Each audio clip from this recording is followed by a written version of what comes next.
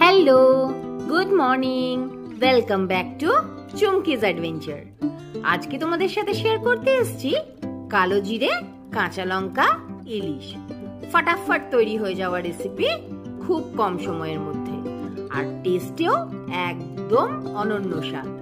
চলো তাহলে দেখে নি কিভাবে বানাচ্ছি আমি এই কালো জিরে, কাঁচা লঙ্কা, ইলিশ।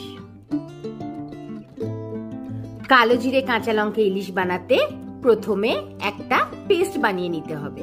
তার জন্য একটা মিক্সার জারে নিতে হবে কালো সর্ষে আর সাদা সর্ষে, বড় চামচের 1 চামচ পোস্ত, নিজেদের ঝালের প্রেফারেন্স অনুযায়ী অ্যাড করতে হবে কাঁচা লঙ্কা, দিয়ে দেব 1 চামচ নুন যাতে পেস্টটা তেতো না হয়ে যায়। সঙ্গে অ্যাড করে নিলাম 1 বাটি টক দই। জল ছাড়া মিক্সিতে একটা স্মুথ পেস্ট তৈরি করে নেব। এরপর একটা প্যান গরম করে নিয়ে এর মধ্যে দিয়ে দেব 2 চামচ সরষের তেল। তেলটা গরম হয়ে এলে এর মধ্যে দিয়ে দেব 1 চামচ নুন আর 1 চামচ হলুদ, আর শেষে দিয়ে দেব এর মধ্যে 1 চামচ কাশ্মীরি রেড মির্চ রঙের জন্য। সব মশলাগুলোকে তেলের মধ্যে মিক্স করে নেব, কিন্তু খেয়াল রাখতে হবে মশলা যাতে পুড়ে না যায়। মশলাগুলো তেলের সাথে ভালো করে মিক্স হয়ে গেছে। এই সময় দিয়ে দেব 1 চামচ কালো জিরে, দিয়ে দেব কটা চেরা কাঁচা লঙ্কা। ভালো করে তেলের মধ্যে নাড়িয়ে নেব। এরপর সব মাছের পিসগুলো একে একে তেলের মধ্যে দিয়ে একটু হালকা ফ্রাই করে নেব।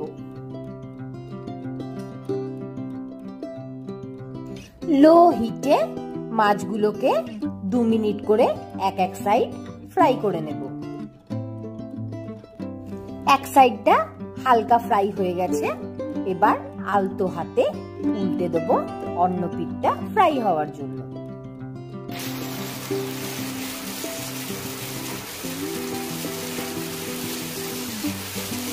দু সাইডটাই ভালো করে শ্যালো ফ্রাই হয়ে গেছে, মাছ নিজস্ব তেল ছেড়ে দিয়েছে। এই সময় অ্যাড করব আগে থেকে মিক্সিতে যে পেস্টটা বানিয়ে রেখেছিলাম সর্ষে, পোস্ত, কাঁচা লঙ্কা, সেই পেস্টটা। মিক্সচারটা ভালো করে মাছের 2 পিঠেই লাগিয়ে দিতে হবে।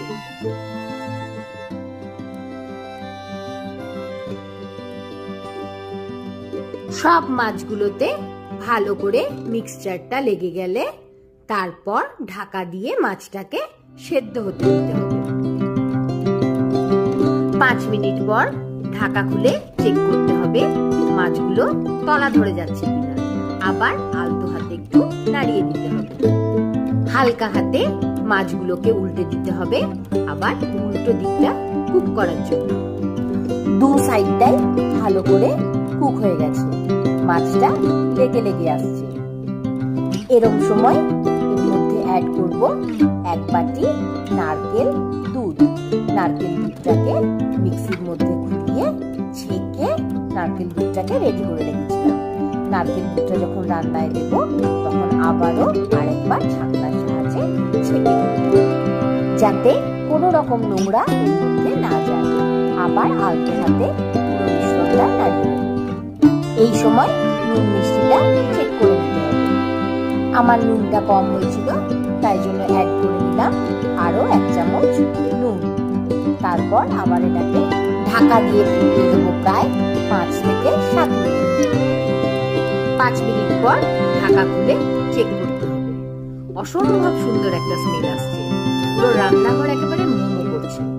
এই সময় অ্যাড করে নেব আরো কটা চেরা কাঁচা লঙ্কা। ঢাকা দিয়ে ফুটতে দেব। ঝোলটা গাঢ় হয়ে এসেছে, 1 পিঠটা রেডি হয়ে গেছে। আবার আলতো হাতে উল্টে দেবো আর 1 পিঠটা। ঢাকা খুলে আবার একবার চেক করব। 2 সাইডটাই যেন ভালোভাবে কুক হয়ে যায়।